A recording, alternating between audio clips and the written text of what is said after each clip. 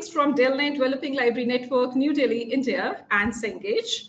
The most distinguished speaker, Dr. Marco Krcatovich, Senior Director of Research and Outcomes at Cengage USA. The officials of Cengage from India, including Mr. Ujjwal Lemington, Head of Marketing and Customer Service Success, Mr. Aman Sharma, Customer Success Specialist, and other colleagues at Cengage.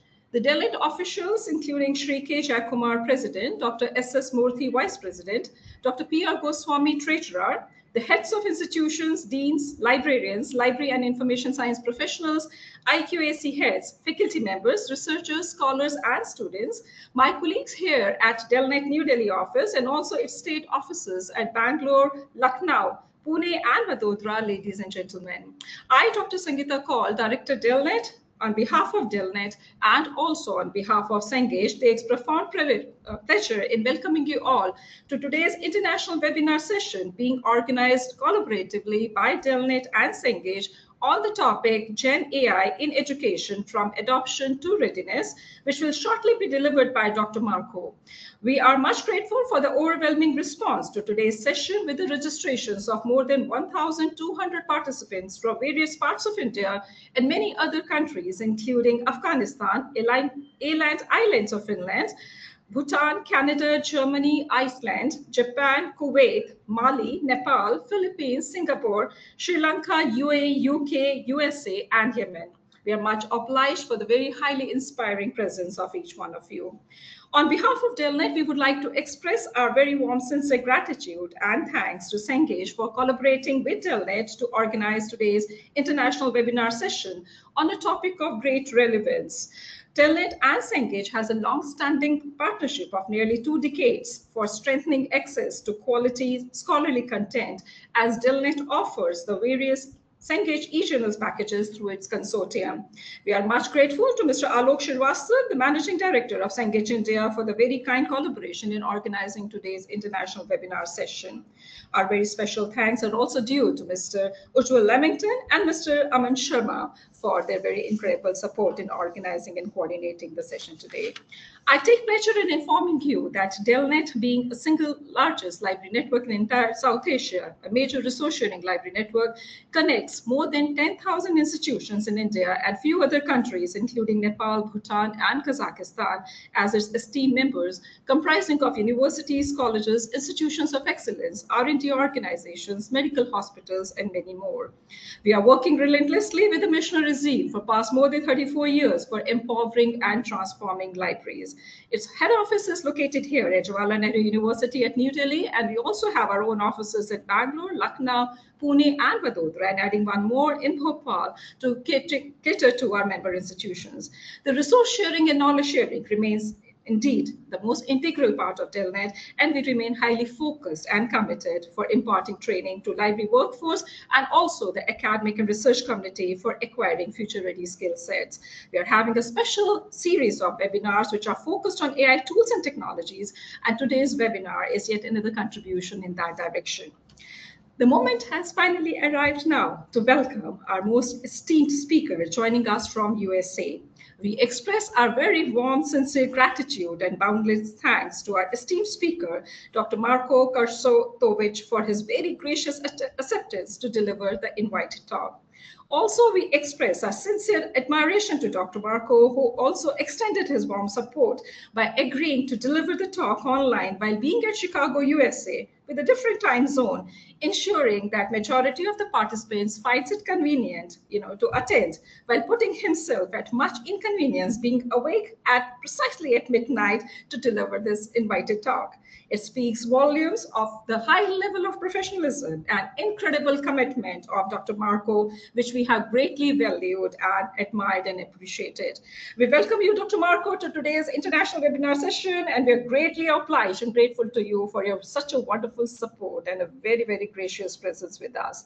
A very hearty welcome on behalf of DELNET, Cengage, and each one of us who are being connected on this platform today.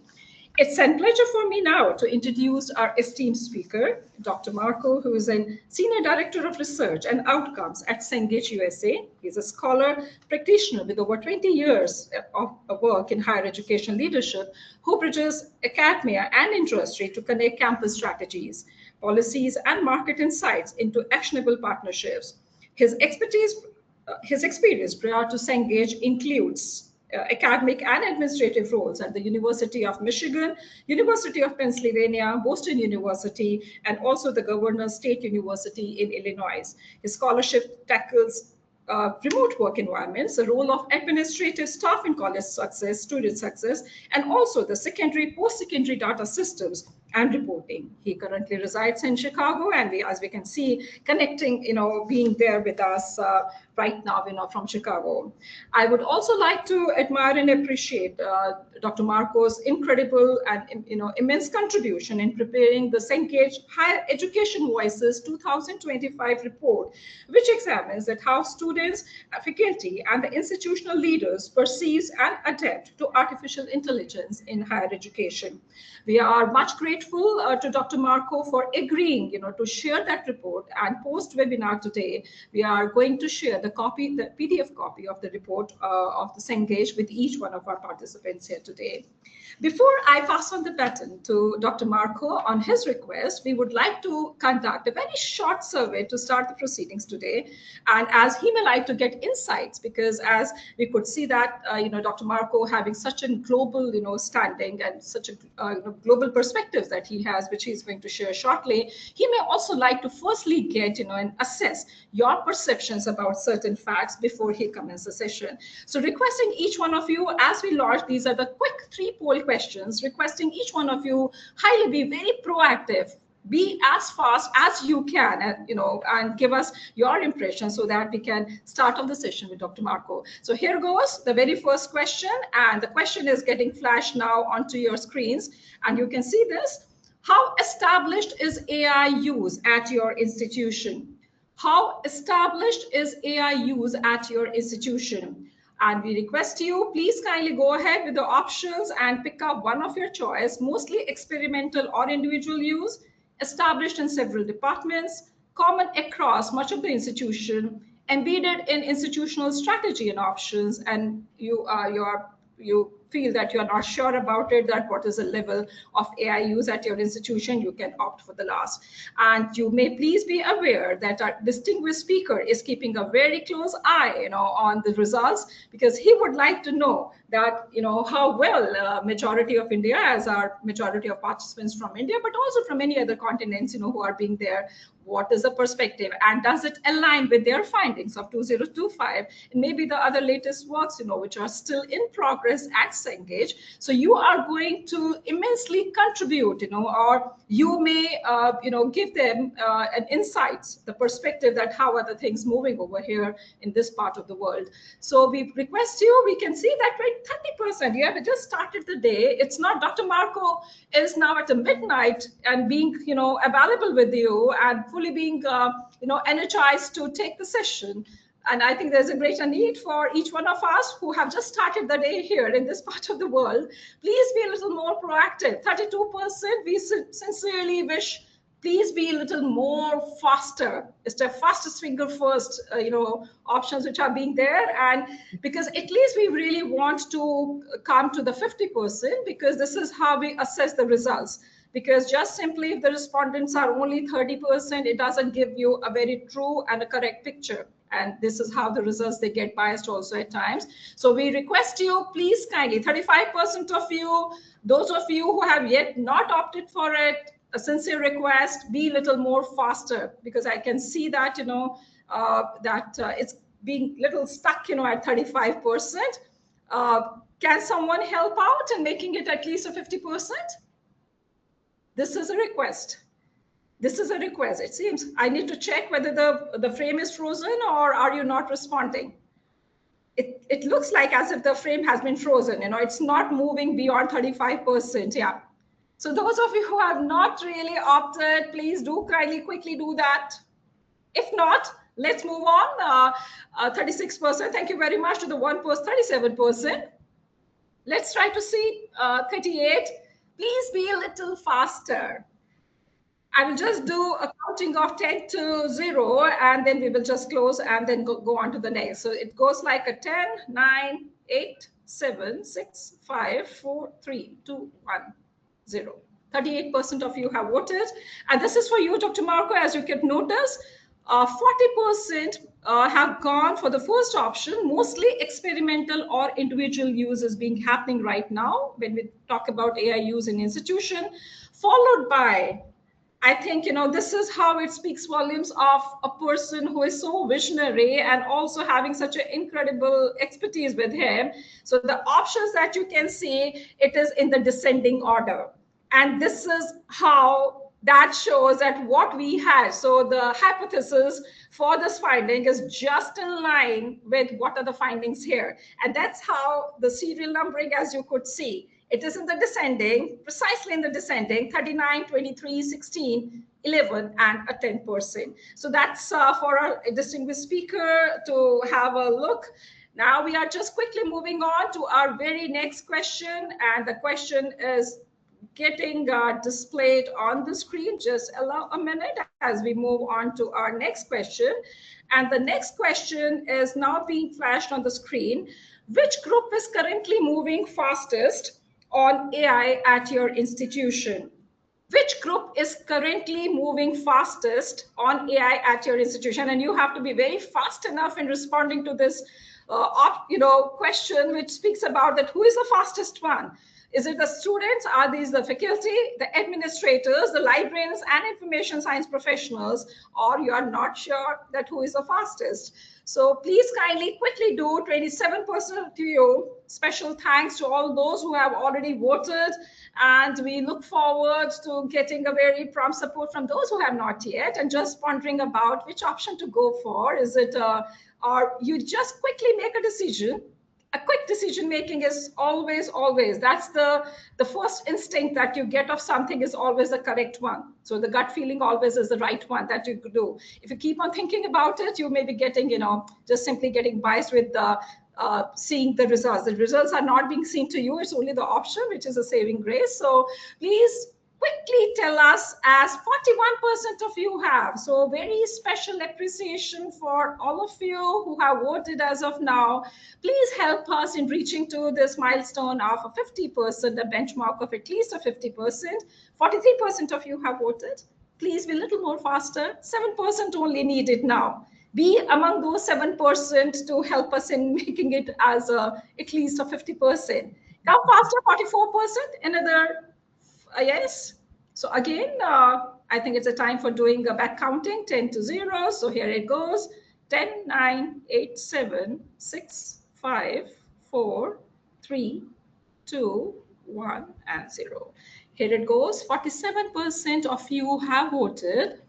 And again, if we see that here, students, yes, the students, as you have, this is, I'm conveying the results to our distinguished speaker. It's his question that he has been wanting to know. Dr. Marco was wanting to know about it. So it's the students, category, they are the ones who are really being the fastest for AI adoption in the institutions.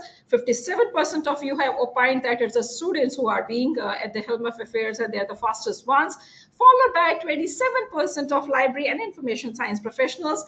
Very happy to see that yes, you are being eager enough and you are trying your best to see, and joining this webinar is a testimony to it, that you are really keen enough in understanding and implementing and deploying the things, followed by 12% for the faculty members.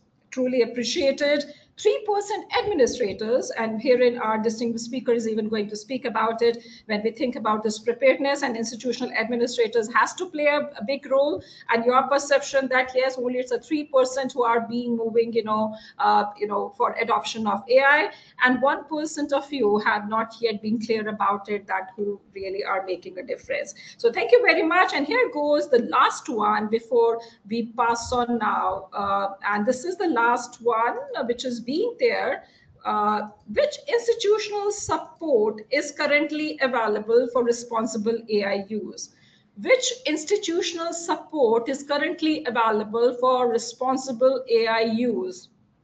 Your options are institution-wide AI policy or guidance, faculty, students, AI literacy programs or staff training, library developed guidance or instruction. Support is currently not being developed. Support is currently being developed. You are still in the process of developing that. Little or no formal support, and please be as candid as possible, and these are the results which are just simply meant for our own assessments. It will never see, these will never be reported. This is just for our internal assessments here right now for the session, and we may like to undertake certain studies later on, and we are wanting to do that. So please kindly, 33% of you have voted. Please be a little faster. We are keeping Dr. Marco awake, but we are not giving him an opportunity to speak. And so let's not stand in between him and I would like to, be out of the frame and giving Dr. Marco the chance to now start of the session formally. So requesting you 38%. Can we just slightly be a little faster, and so that we can complete this particular poll question. And let me just be now reporting 41% of you have voted, and thank you very much for this. And this is for you, Dr. Marco, to keep a note for this. And here it goes: faculty, students, AI literacy program, staff training. So this is what is currently the state of affairs. And this is again aligned with what DELNET and Cengage is doing through this webinar session today here, having a global expert with us and deliberating. And this is a digital literacy, the AI literacy. And this is one of the, a contribution in that particular area. And as we could see, 48% of you have said that yes, the faculty, students, AI literacy programs or staff training programs are in progress, followed by 17% little or no formal support. So that's how, the entire focus of today's discussions, and our distinguished speaker is going to deliberate on that, how to, bring in this preparedness into the systems. So as is being indicated, that there is no little or no formal support is currently being there, for AI implementation in the institutions, followed by 13% that institution-wide AI policy or guidance. That's being very, very important. Library develop guidance or instructions. Librarians, 12% of you have opted for that. There is a greater need and opportunity for library professionals to really make the best, this is the best occasion for them, to be one of the channel partners for ensuring that the AI literacy programs are being run through the library gateways. And also the 10% that support is currently being developed. So it's not being there right now, but yes, it is in the it is in the progress. So that's how. So thank you very much for giving your inputs for the three poll questions. And now this wonderful, well-awaited occasion has come now to request our distinguished speaker, Dr. Marco, to kindly start the proceedings for today. It's over to you, Dr. Marco, and once again, a very hearty welcome to you, and requesting you to kindly start the session. Thank you so much. It is such a pleasure to be here to talk with you all. Good morning. My name is Dr. Marco Krcatovich, and I am the Senior Director of Research and Outcomes at Cengage. Among the many functions of Cengage Research is conducting studies to inform the public and to drive our corporate strategy, to build products and to really think about what is a tangible difference on the, to address the challenges that educators and students face. I want to talk today together about the rapid expansion of AI use and how it's outpacing, in many cases, as we just saw, our own institutional policies, our capacities and our shared norms. Our recent Cengage Higher Ed Voices study was based in the United States, but as we can kind of see from some of the results here, I think a lot of the same conversations are happening globally. And I think it will be a great opportunity for us to talk about where opportunities and learnings are happening, but also what we collectively as a community can do to address the questions around AI literacy, governance, and experimentation. So I want us to imagine for a moment a scenario that perhaps many of us have already seen in our campuses. An eager student decides to prepare a literature review for a coursework. The assignment is completed, and the instructor sees an excellent piece of writing with one glaring issue. Several of the citations clearly do not exist. As a campus community, Should we see this as an issue of poor student conduct, an issue of literacy, an issue of faculty development and faculty instruction, one of the proper use of technology and understanding its functions? Or is this simply a policy that is out of date or lagging behavior? The answer, of course, is yes to all of these. Higher education is no longer deciding whether AI will be used. Students, faculty, and administrators, as we all know, are already using it. This is not an adoption problem, but an alignment problem. Aligning skills, policies, responsibilities, and expectations together to solve this problem.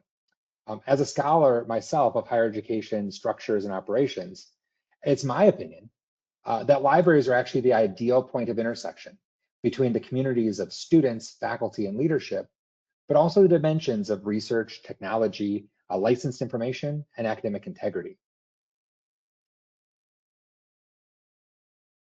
Last year, Cengage conducted the Higher Ed Voices study in the United States, and it was designed to recognize the critical voices that exist within an institution, sometimes speaking in one voice, and sometimes speaking separately from their own experience. The goal was really to understand where these groups are in agreement and where perhaps these voices and their experiences diverge. This study, in my opinion, well, this study is not a perfect estimate of all of your campuses based on its location. I do think it represents an interesting kind of window into the behavior of a variety of campuses that I think will provide us with some interesting conversation points. Now, as I share these findings, pay attention not only to questions like how much is one population using AI, but perhaps distances that exist between adoption and confidence, training and policy. So the perception of AI that we have found at Cengage has changed considerably over time. I don't think this is a surprise for anyone involved. And it looks different for our 3 campus populations. The Cengage report found that 91% of administrators felt positive about AI's potential for student learning. That compared to 69% of students, but 59% of faculty members. Their outlook actually showed a very similar pattern. 85% of leaders, compared to only 54% of instructors, found that student AI use has become more positive over time. So what we see is that leaders are convinced that AI offers institutional value.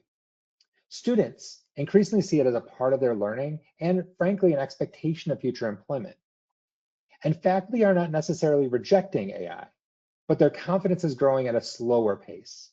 And the difference matters because faculty translate broad institutional ambitions into assignments, assessments, classroom rules, and judgments about appropriate use. Now, interestingly enough, and I asked for if it was okay, we actually are in the process of updating our current report. And one of the interesting findings that we had was around this question of why students particularly see this so vital for their future. With the majority of students, 67% saying that without AI proficiency, they will be unsuccessful in finding careers. Now, interestingly enough, in this soon to be released study, the majority of entry-level employers had the same opinion. Whether their job descriptions that they were hiring required AI skills or not, the expectation was that without AI proficiency, those new employees would be less successful in the future and behind in their development. Unsurprising, AI use continues to grow. And what was interesting was that our study found wide differences in terms of the amount of usage and the way the different populations are using. Again, reflecting our pattern of perceptions and behavior, administrators were using AI use the most, followed by students and then faculty. Now, what we have found as we've been looking at these numbers over time in the spring and into this summer is that the number of faculty that are using AI in our preliminary studies has continued to grow and now exceeds that 50% mark. Interestingly enough, for that 62% of students that are using AI, 59% of them using it weekly for academic purposes. Now, this is not a story in which students are racing ahead and the institution is just standing still. Every group is moving, just at different paces and different speeds. And in some cases, as we'll see, for different purposes and in different ways. So let's talk about what those different ways are. For students, AI use really comes down to a couple core ways of learning, ways of growing, in which AI is a supplement or a complement to their experience. 2/3 of students are using it to summarize concepts, to understand course materials, or to better understand large and complex frameworks. 61 are using it to generate new writing ideas or to help prompt and co-prompt writing. That's not to replace their writing, but to supplement or complement it. 55% are using it to create their own study materials, often in complement to study materials that faculty themselves are creating. And 52% are using it to summarize readings. And this isn't an interesting one as a company that among many of our products works in literacy and the development of print and ebook materials, is that when students are using this to summarize readings, it is not in replacement to reading. It is a way to help with memorization and a way to help catch things that they may have missed. Now, that may be from skimming, but in many cases, what we found in interviews with students is that it actually comes from the difficulty in making sure that they fully understand a topic, particularly when the material is above or in an inconsistent reading level to their own. And so when students are being asked to read journal articles and doctoral writing, that they're using AI as a tool to help them bridge that competency and understanding gap. Now, as I said before, the use of AI for many students is not considered to be an optional exercise, with 84% of them in the study believing that AI proficiency is going to be important for future employment, a number that has continued to grow, by the way. And that 83% of students would support changes to the curriculum itself if it meant that it would help them build AI literacy. So students aren't asking for permission to use AI. They're signaling that they expect institutions to teach them how to use it effectively, responsibly, and in ways that transfer into employment. Now let's talk about the faculty experience for a moment. Our Cengage report found that just shy of 50%, 45%, we're using AI as a tool to help them develop new course content, particularly course content that addressed the issue of AI literacy and AI information. When we see on the Cengage side, and actually in many cases when we talk with faculty and we work in the product space, we'll talk through these different changes of how AI can be used to help with lectures by developing material, but also by looking for things like accessibility, looking for things like student leveling, and looking for ways to better combine the materials of a lecture to kind of get the story thread cleaner from one week or one class to the next. AI as a tool for lesson planning is as much about generating materials or generating web content as it is a tool for being able to bring in new ideas or to adjust when changes happen that faculty cannot anticipate. And finally, 39% of faculty were using AI in connection with assessments. That is not that is different from using AI to conduct an assessment, say build a test or build a quiz. But this is also in the space of using it to look at the value of assessments, to look at gaps in assessments, and to connect assessments together to create artifacts that provide a better understanding of the scaffolding of learning. Now, at the same time, institutional support, as you all colleagues have noted in the quiz, the questionnaire at the top, is inconsistent.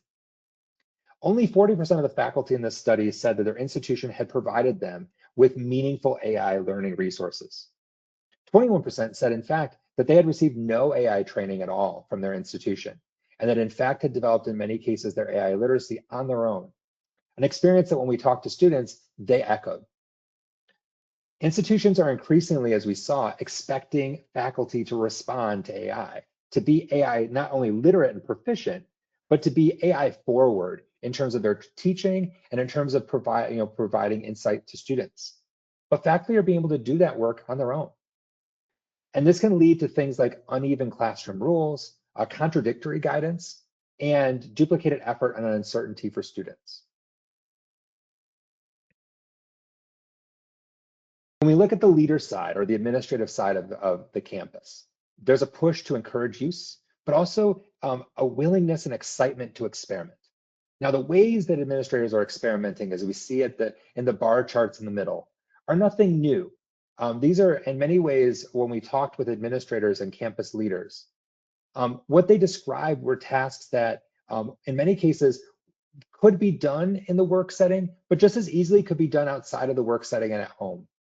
Things like creating content and materials, generating emails, helping complete administrative tasks, or brainstorming or thinking of new ideas. And I'll admit myself, this is something that I'm doing this morning before this webinar started, in terms of thinking about new directions as we think about new products and using AI as a co-creation or a thought tool. Now, interestingly, nearly every administrator that we interviewed believed that it was important to adjust curriculum, whether it was implementing new curriculum or changing existing curriculum to include AI skills and literacy, seeing it as something that was not only necessary, but had to be delivered for the sake of the students. 91% felt that this was a positive, that AI can be a benefit to student learning. Now, at the same time, when we talk to administrators to get deeper into that understanding, what they came away with was a feeling that AI had to be understood as having risk and having challenges, but not being unworthy of the effort that it took to provide good understanding for students, to help them learn to navigate these skills. In one case, a university president noted that the most important thing that a campus can teach a student is to think, and AI provides just one more venue for that teaching. That it is not replacing thinking, but is helping a student look at something and look at it from different perspectives to understand if it is telling it the truth, if it is giving it good advice, if it is giving it good direction, or if there's more that needs to be done. It is just another form, as this administrator described, of literacy and understanding. Now, we saw earlier that students were seeing this as something that was necessary for future employment. For librarians, I find this highly relevant because AI literacy overlaps with incredibly important skills that librarians are at the core of teaching: source evaluation, information literacy, research integrity, proper attribution, privacy and piracy, and critical judgment skills. Now, as an academy and as a former instructor myself, having worked for years at universities, it's always described as the critical role of faculty in teaching students. As a scholar, my own scholarship has actually found a critical role of staff as both mentors and guides for students, but also as educators. Sometimes without attribution, certainly without the requisite pay and support that is needed for the amount of instruction, particularly that librarians provide to students, but they're a critical component of the education experience. And AI literacy and the skills around AI literacy are just one of the many ways in which they serve students.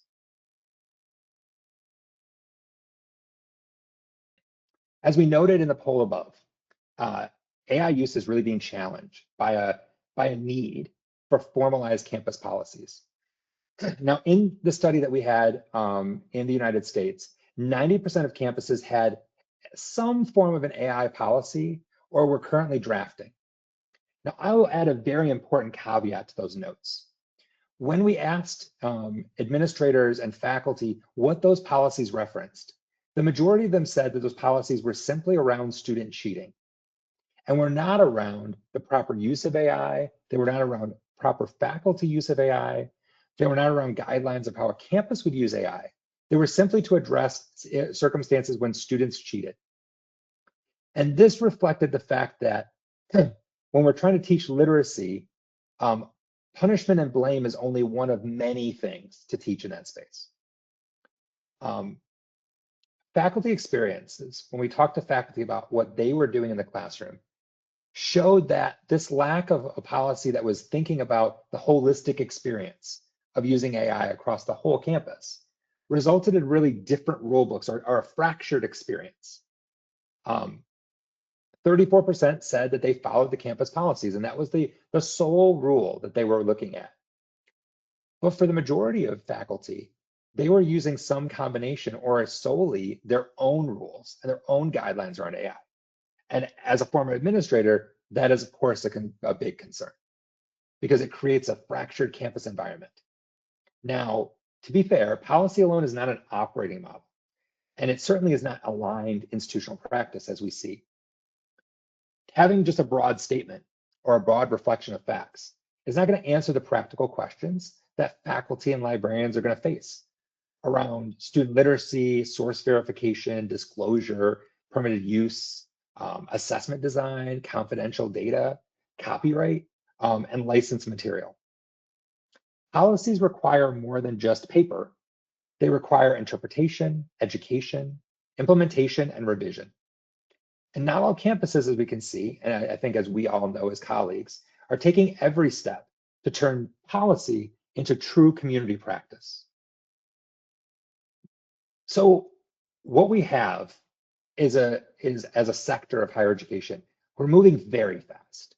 And I think all of us as colleagues can admit, higher education as an enterprise is not known for its speed.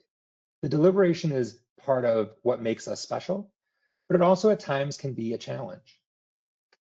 The bigger challenge in my mind, though, is that we are moving in different speeds and different directions. We're not moving consistently together.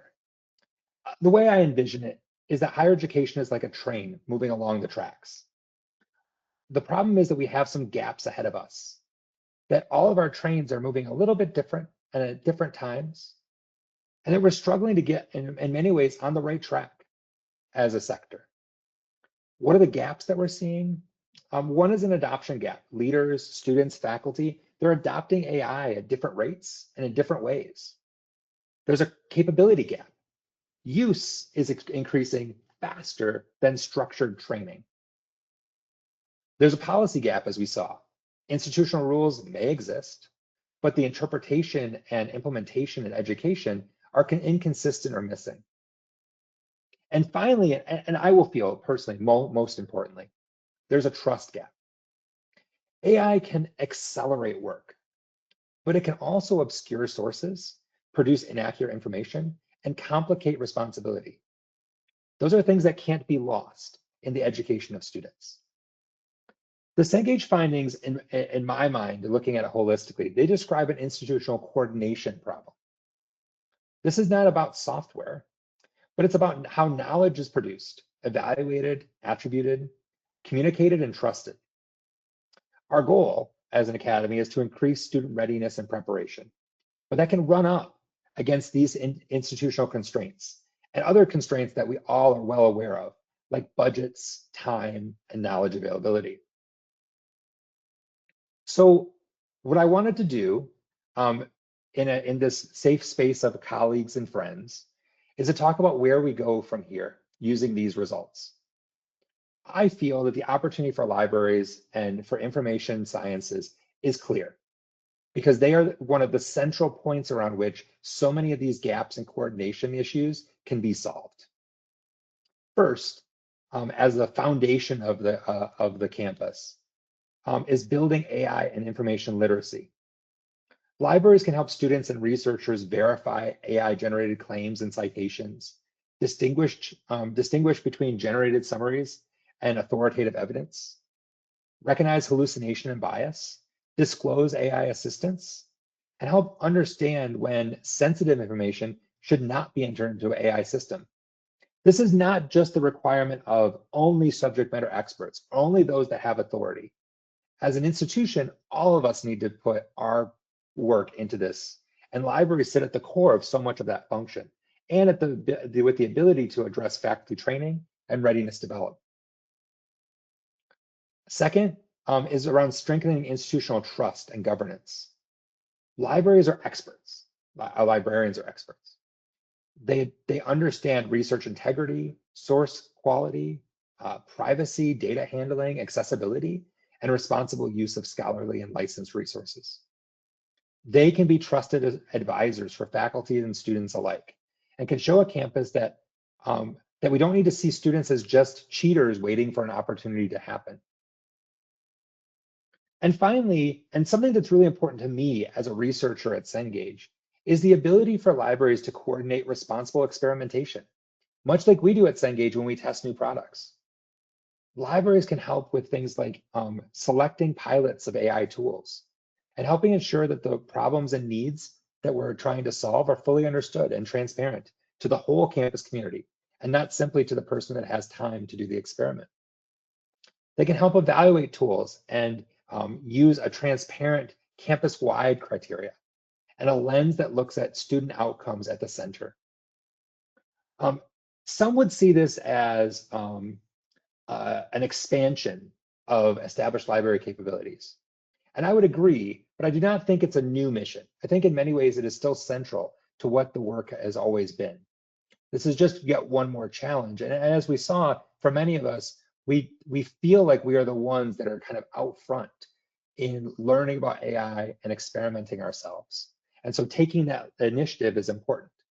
At Cengage, many of the things that we're discussing are what we do when we kind of, as researchers, design experiments, help them understand the challenges, help center the results in what matters, and develop the criteria so that every part of our function, whether it's the product team or marketing or sales, is all understanding what really is important and doing it in a way that is ethically and responsible.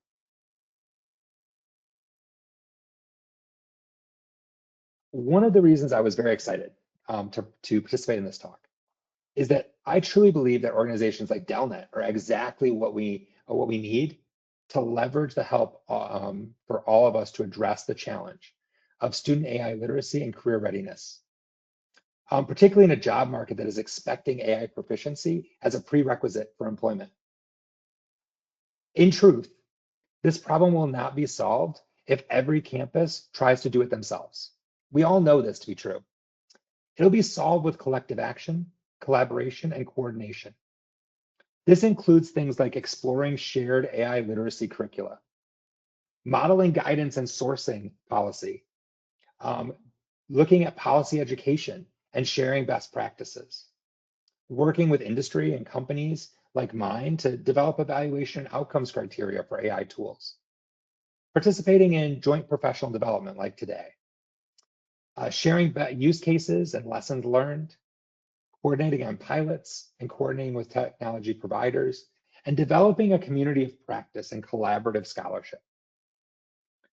If institutions are facing a common adoption or training or policy or trust gaps, then there's limited value in every library developing the same introductory resources independently.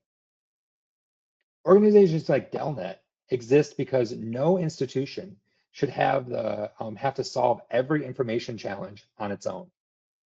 Responsible AI adoption is becoming the next challenge that benefits from this same principle.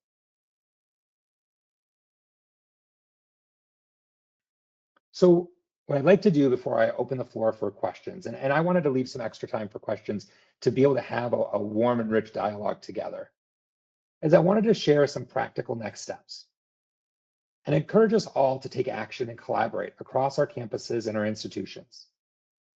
And talk about a few ways, including that companies like mine can serve as a partner in this collective challenge, beyond our role of just developing new products and services. So first, AI source verification can be added to information literacy education. Also, creating guidelines on responsible AI use. that doesn't have to just exist within a classroom or only exist as a policy document, but it's the education that goes beyond just a simple piece of paper. And a space that companies like mine can be a part of this is identifying how all members of the campus community are using AI and what that AI use looks like. Studies like the Higher Ed Voices are one of the many tools that are available to do that assessment. Continue to improve education around copyright, especially as copyright and licensing continues to shift and change, and helping faculty and students understand how news and media is a part of that ecosystem and is a part of some of the AI literacy they need to develop. Coordinating across campus on pilots. And particularly for me as a researcher of outcomes, showing outcomes for AI solutions and tools that are student-centered. Participating in research efforts like the collective research effort of our Higher Ed Voices study to increase knowledge and promote best practices. And finally, leveraging organizations like DELNET to share insights, develop common understanding, share outcomes of our pilots, and build stronger regional evidence for learning. Now, I want to thank you all very much. It's a great honor to speak on this topic, to speak with all of you. I will say as a researcher, we are currently collecting data for our next Higher Ed Voices report. And my hope is to expand that study beyond just the United States and to more types of institutions, because the richness of understanding education at all levels allows us all to learn from each other. We're also beginning to release the findings, as I noted earlier, of our latest student employability report. Now, that's a study that looks at the experiences of students, faculty, and entry-level employers in the preparation of students for the workforce, whether it's as a alternative to education or to post-secondary education or after post-secondary education. And our latest study found that employers were expecting AI experience for college graduates, and that 58% of campus instructors expected that this would be the newest change to their curriculum. One of the things that we're actually looking at is a new definition of AI proficiency and preparation, one that highlights the growing need for critical thinking skills, problem solving, originality, and student adaptability, skills that often get built into the curriculum, but often as a secondary component to the generation of knowledge and understanding. I hope that you'll watch out for our next report. And I would love to, in the future, come back and talk with you about those results and talk with each of you individually in your campuses to see how we can bring your perspective to those findings. I look forward to, at this point, to your questions and to opening the floor for any discussion. But I just want to end with just a gracious thank you for the opportunity to speak.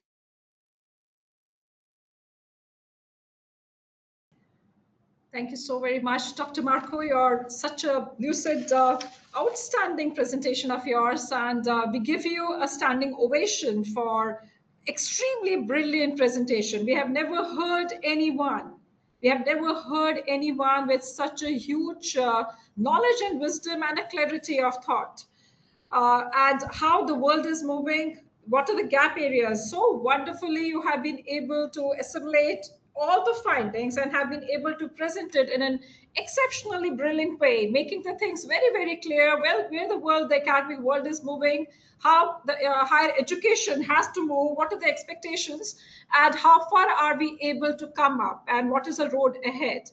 And also this new role, a very inspiring role for majority of our attendees who are from the world of libraries, that they need to really get into the role of as educators. It's not just simply being managing the information, but to become an educator, especially for AI literacy skills, to impart and become that the conduit, for libraries remains the epicenter, but they themselves have to come up to the expectations and becomes the centers for imparting more AI literacy skills. Extremely an outstanding presentation, and it will always be remembered.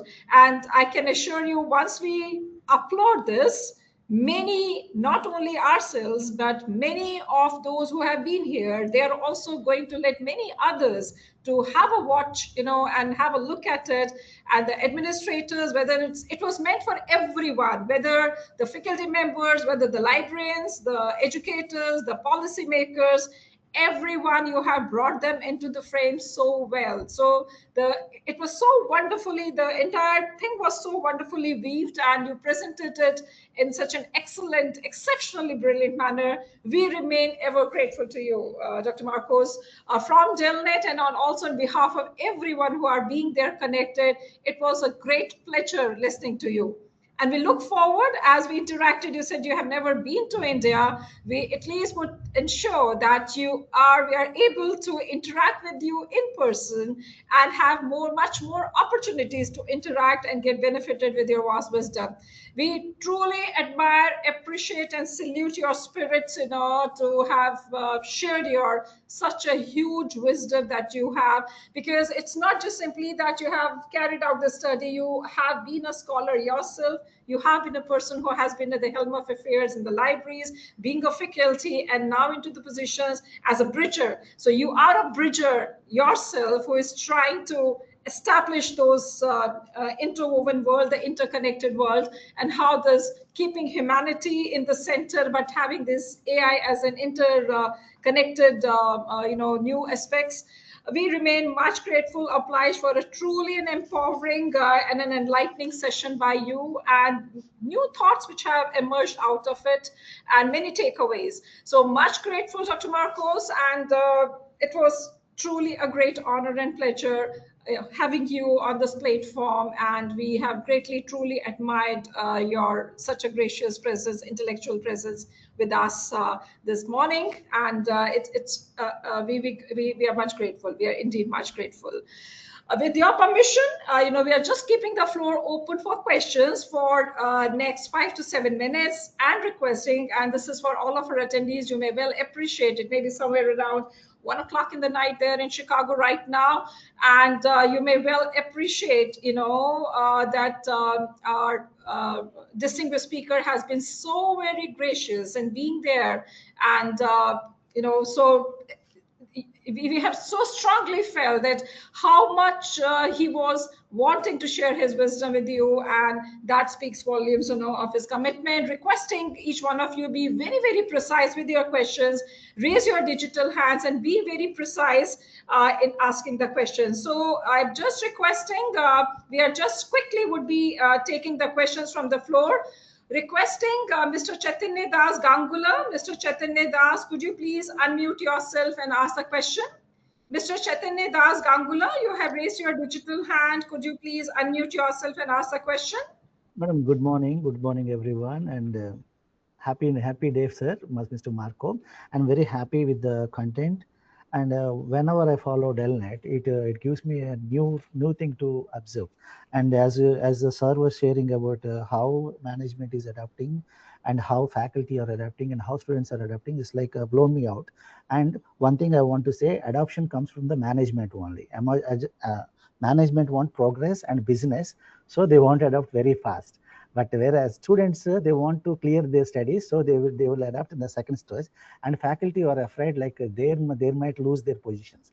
That's like it has made me clear what is the intention of each individual into each sector, that coming together. And I learned something today, like the management. If I go with a proposal to have a plan for the AI, the management definitely will have an acceptance. Thank you so much. That's like a very clarity. Thank you. Thank you. Thank you so much indeed. Thank you. We would just like to quickly ask two of the questions which our distinguished speaker was wanting to get inputs about, and these are the two poll questions. And we'll quickly come back again and to make the floor open for the questions. Requesting each one of you, please kindly just take out a little time of yours, and we will be very, very fast with this. And this is two questions only, and requesting you, please come forward and giving your opinions about it. Which student use of AI appears most common at your institution? Please kindly just share your views about it, whether it's for explaining or summarizing difficult concepts, generating writing ideas or drafts, summarizing reading or articles, finding or reviewing research sources, or you're not sure about it. If you can give us your opinion that how do you perceive that your students are using AI in your own respective institutions, be it universities, colleges, any type of an institution that you belong to, maybe a corporate sector. How do you feel? What is the use of AI happening, especially among the student community? For which specific purpose are they using this AI? Please be very, very quick. 21% only have voted as of now. We had such a wonderful deliberations by our distinguished speaker, and this Dr. Marcos definitely may like to get a perceptions, about our from India and many other countries who are being there with us today on this platform.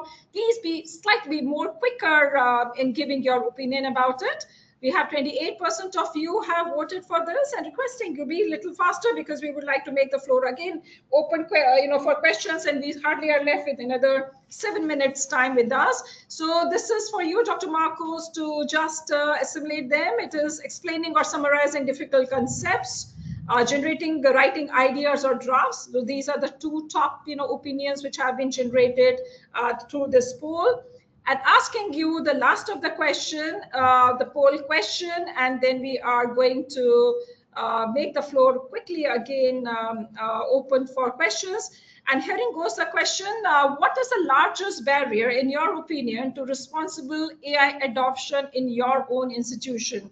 What do you feel about it? What are the major concerns? What are the major barriers? What are the obstacles that you find, which are hindering, for the AI adoption in your respective institution? Please be very candid once you are voting for this. Lack of training or staff capabilities, lack of clear policies or guidelines. We have been discussing about this. Budget or technology constraints, privacy, copyright, or security concerns, or resistance or uncertainty among stakeholders. They are not being sure about it, what to do and how to do. And that again, the thinking becomes, a barrier in itself. So we request you, please kindly be very, very quick. 22% of you have only voted. Please be very quick. Our distinguished speaker has inspired everyone, to go ahead in adopting the AI and also to remain more acquainted and more familiarized and sensitive about the concerns which are being there. Requesting you, please kindly, it's only 26% of you, help us in making it a little more faster so that we can quickly make the floor remain open for another. We precisely have got 3 minutes more now with us. Requesting you, and these are the findings. As we could see, lack of training or staff capabilities, lack of clear policies or guidance, and budget or technology constraints. So thank you very much. And herein again, keeping the floor now open for yet another 2 minutes time. Who may like to avail of, please kindly raise your digital hand so that we can give you a control. Those of you who are wanting, please kindly kindly raise your hand and we'll give you a control. We can see Surbhi Sani. Surbhi, I'm requesting you, please unmute yourself and ask the question very, very quick. Sorry, it's a Saurabh Sani. Saurabh, I'm extremely sorry. Saurabh, could you kindly unmute yourself and ask the question? Saurabh Sani. Saurabh, you have raised your digital hand. Would you like to ask the question? No, if not, let me unmute you then from here. This has been a truly such an enlightening and empowering session by you, Dr. Marcos. Much grateful and obliged. And now it's a moment for us to present you with sincere gratitude and admiration for the incredible work that you have been engaged with and also that you are currently doing. May we have a pleasure of presenting this memento, and we will ensure, Dr. Marcos, that it reaches Chicago just as intact as it is, and it would be a pleasure for us if you take it as a token of a very warm admiration for being here with us, and we look forward for many more opportunities to have you and get benefited, with your such a vast, wonderful, expertise and also the knowledge that you possess. It's for you, Dr. Marcos. Thank you. Thank you very much. Warm gratitude from each one of us. And we really look forward to working together with Cengage from this part of the world. We are going to, in the next few weeks' time, we are going to initiate it. And it would be a great pleasure for us to also that you should be able to also highlight that what is being happening in India and also for that matter in South Asian countries, and you should be able to reflect also upon it, and would be in a better position to have a global perspective. And we have, and the last that I'll always, like, it brought a huge smile, the smiles galore, when you showed that the collaboration and the DELNET, and I could, it was for the first time have seen, that the so wonderfully everything being woven, such a wonderful weaving of not only the concept, but also much of sensitivity with which it was done. Greatly admired that. So we remain highly committed, and Cengage and DELNET, we have a very long standing. It's also an occasion to celebrate, that strong partnership between the two organizations, and it is more than 20 years old, or collaborations that we have. We look forward to working together, especially for AI literacy, and also to organize from time to time the programs in order to see that we are able to, empower our communities, not only the libraries, but also our scholarly community and many others, the policymakers and everyone. It has been a great pleasure and honor. So once again, Dr. Marco, thank you very much indeed for your very, very gracious presence with us and sharing your vast expertise with each one of us. Truly an inspiring morning for us. And we would also like to mention that with your permission, we may like to place the video recording of this entire session on our YouTube channel. So we would like to have your consent. Can we do that? Absolutely. Thank you very much. Thank you once again. You have been of such a tremendous support, and much grateful and obliged. So this is to inform to all our colleagues here who have been onto this platform that the entire deliberations will be available. The video recording will be available on the YouTube channel of DELNET, the web view. Also would like to share that we will be transcribing, the entire session. It's a manual transcription. It's not an AI based. I would just like to clarify on that. And we would be happy to pass on firstly to Dr. Marco for his final opinion about it, and would be glad to share that also among everyone, and we would be really happy that you have, because many of the takeaways from this session, you take it up, with your respective organizations, and DELNET and Cengage definitely would like to undertake some study in India and for South Asia, and we would be coming back, and we would greatly be honored with your, the cooperation and support in finding it out the state of affairs here in India and how well are the preparations going on for the AI adoption. Once again, very sincere, profound thanks to you, Dr. Marcos, and much grateful and obliged. And also to our colleagues at Cengage, my very special appreciation to Mr. Ujjwal Lamington and Mr. Aman Sharma, for coordinating it so well all these past few months, have been working very, very hard, for this, and it has all been made possible, with your very warm support. So much grateful and obliged to both of you doing such a sincere and wonderful work, and feel really, really happy, that we have got into this collaboration. Once again, I would also like to thank our distinguished speaker. I would also like to thank my own colleague, Mr. Kushalgiri Goswami, Mrs. Ranjana, and many other colleagues who have been working. And most importantly, we would not have been able to have this huge engagements done here without the very active participation of each one of you, our very distinguished attendees who have been able to join us, not only from India, from many other different time zones. And the trendsetter has been no one else other than Dr. Marcos, joining us at 1 o'clock in the night, from Chicago. But yes, many others of you who have been able to make this particular day as a very, very special day. And the deliberations, the highly empowering deliberations, the knowledge enhancing deliberations have truly been, appreciated, admired with your very active presence here. We look forward to your continued presence. We look forward to having more platforms and engagements done in order to ensure that we make a very well-informed society. We keep on contributing in a very constructive and meaningful manner. And it would be a great pleasure for DELNET and Cengage to come back again to you with the future webinars. And it has been a great pleasure for us to host each one of you over here.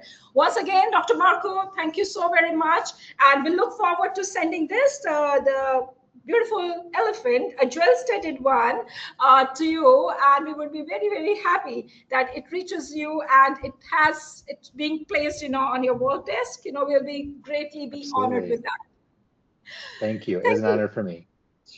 Thank you, Dr. Marcos. Thank you so very much indeed. And thank you, Ujjwal. Thank you, Aman. Much appreciated, your being. And thank you very much, each one of you.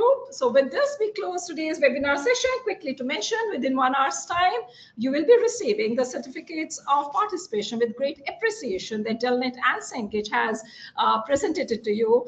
And we look forward to having you back again. Stay happy, stay blessed, stay informed, and most importantly, stay connected.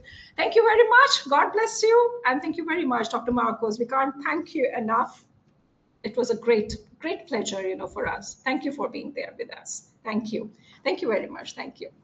Thank you. Thank you, one and all. With this, we sign off, and we look forward to having you back again in the future webinars. Thank you very much. God bless you all, and have the wonderful day ahead. Thank you. Thank you, Dr. Marcos. Thank you. Thank you very much. Thank you. God bless. Thanks. Thank you.